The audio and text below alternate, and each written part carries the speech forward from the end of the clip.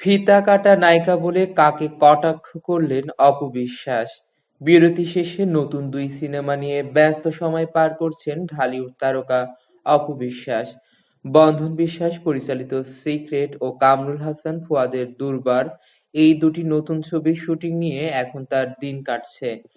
Secret ছবিতে তার নায়ক আদর আজাদ এবং দুর্বারে জুটি বাঁধছেন সজলের সঙ্গে। নতুন চরিত্রের জন্য ওজনও কমিয়েছেন এই অভিনেত্রী।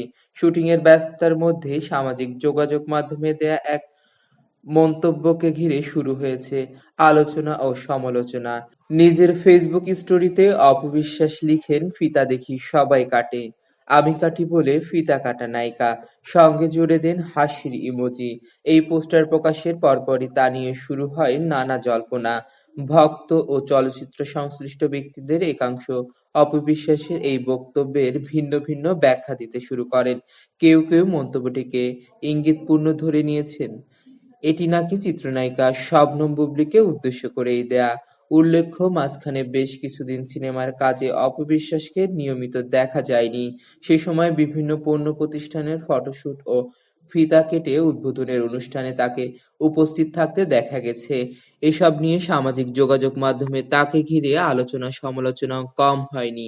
তবে অপু বিশ্বাস এসব সমালোচনায় কান না দিয়ে নিজের মতো করে কাজ চালিয়ে গিয়েছেন।